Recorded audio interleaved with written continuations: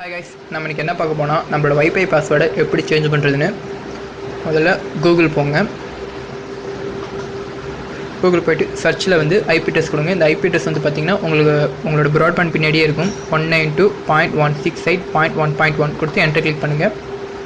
Click பண்ணிங்கன்னா user name password கேட்கும். User name password உங்களோட பின்னோட்டன் பின்னாடியே இருக்கும், ப்ராட்பேண்ட் பின்னாடி. அட்மிட் பாஸ்வேர்டு வந்து பார்த்திங்கன்னா பாஸ்வேர்டு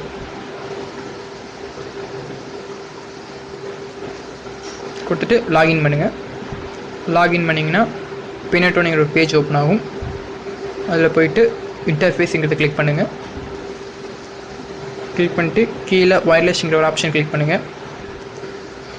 கிளிக் பண்ணிட்டு கீழே வந்து பார்த்திங்கன்னா WPA PSKங்கிற ஒரு ஆப்ஷன் இருக்கும். அதில் ப்ரீ ஷேர்டு கீங்கிறது இருக்கும். அதில் போய்ட்டு ஆல்ரெடி இருக்கிற பாஸ்வேர்டை எரேஸ் பண்ணிட்டு நியூ பாஸ்வேர்டு கொடுங்க.